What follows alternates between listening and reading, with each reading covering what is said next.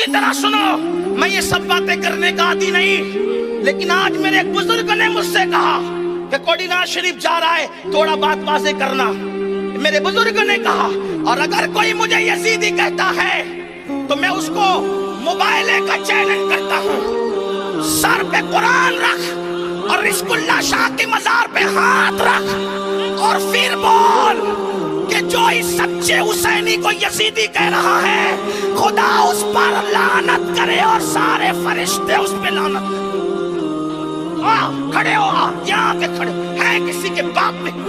مجھ سے بات کریں یہاں، جس نے پوری زندگی وقف کر دی نبی اور آل نبی کی خدمت کے لیے،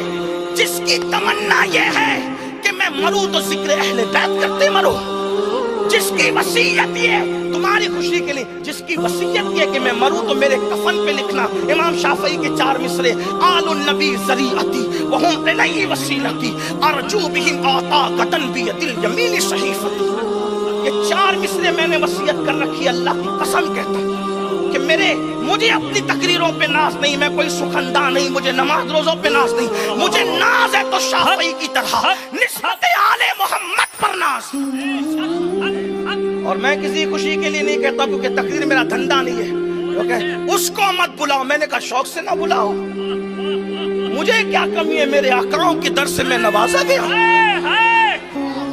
نہ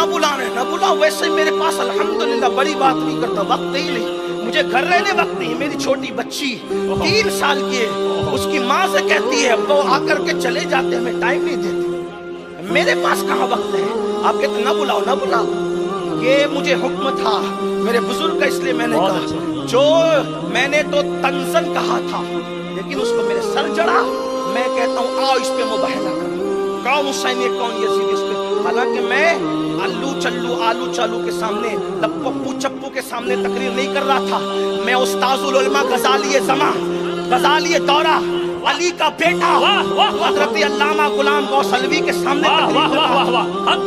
وہاں پر علماء مشائخ کم نہیں تھے، سادات کم نہیں تھے، تمہیں سمجھ آئی ان کو نہیں آئی، بلکہ حضور علوی صاحب سے میں نے کہا کہ آپ خطاب کرے گا، میرا پورا وقت میں تجھے دیتا ہوں، یہ موجود تھے، علامہ موجود تھے، مجھے یہ بھی پتا چلا کہ اس کا بہانہ لے کر لوگوں نے میرے نسب پہ بھی تان کیا، میں کبھی اپنے نسب کا اعلان نہیں کرتا، کہیں جاتا ہوں تو کبھی نہیں کرتا، کیونکہ میں ذات منوانے نہیں نکلا، میں اللہ کے دین کے نہیں نکلا ہوں، میں نہیں کرتا، اور نہ میں نے کبھی یہ کیا، میرے بڑوں نے کہا چھوڑ، ہم اپنی سیادت کے جھنجھنے بجانے والے لوگ نہیں ہیں، ہمیں اس دور سے ہمیں کیا لینا، جو قوم موجودہ دور میں مولا علی کی سیادت کا انکار کرے، ہم اس سے اپنی سیادت بنوائیں گے، ہمیں کیا ضرورت ہے، یہ ایسا بکر فتن دور ہے، شہزاد قاضی ثناء اللہ پانی پتی کی سیادت کا انکار اس قوم نے کیا، صابر پاک کی سیادت کا انکار اس قوم نے کیا، کہ چوچا کے سید النصر سادات کا انکار نہیں کیا، اب مجھے پیچھے پڑے اور مجھے گالیاں دیتے ہیں، لیکن میں کوئی وضاحت نہیں کرتا، مگر میرے بزرگ نے کہا کہ وہاں بات کرنا، اگر کوئی یہ کہتا ہے مین القادری سید نہیں، میں قیامت تک اس کو چیلنج کرتا ہوں، اگر وہ گجرات میں کرنا چاہتا ہے، گجرات میں ہم سب سے بڑا آستانہ گجرات میں غوث پاک کے بیٹوں میں رزق اللہ شاہ کا مزار مانتے ہیں،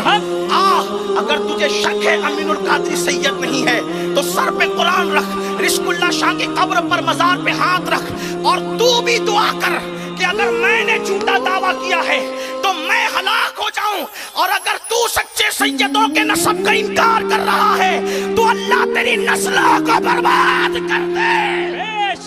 بے شک حق، یہ اعلان تو میں نے بغداد میں بھی کیا تھا، ایک شخص مولوی مجھے بغداد میں مل گیا جو میرے خلاف تقریر کرتا تھا، اور ریکارڈنگ میرے پاس موجود ہے، وہ ریکارڈنگ، ایک شخص مولوی کہتا تھا امین القادری سید نہیں، میں نے اس کا ہاتھ پکڑا، میں نے کہا میرا دادا غوث پاک سامنے ہے، چل مزار پکڑ کے تو فیصلہ کرا لے یا میں فیصلہ کرا لوں کہ کون ہے سید کون نہیں ہے، یہ فیصلہ کر دیں گے۔ اس نے کہا میں نے نہیں کہا ایسا، میں نے کہا تیری موجودگی میں کہا جاتا ہے، تو بھی کہتا ہے، اٹھ کے بھاگ گیا، ریکارڈنگ میرے پاس، میرے پاس ریکارڈنگ موجود ہے، اب اس سے بڑھ کر میں کیا کہوں، موبائلے کی بات کروں غوث پاک کے آستانے پر، موبائلے کی بات کروں رسول اللہ شاہ، لیکن میں تم سے اپنی سیادت کی بھیک نہیں مانگتا، کیونکہ سیادت کا اصل فائدہ قیامت میں ہے،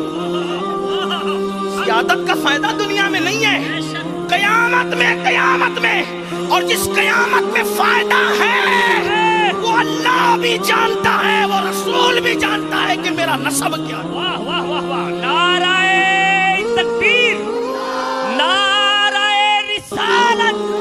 سید محمد امین القادری۔ یہ باتیں میں کرتا نہیں، لیکن مجھے حکم ہے اپنے بڑوں کا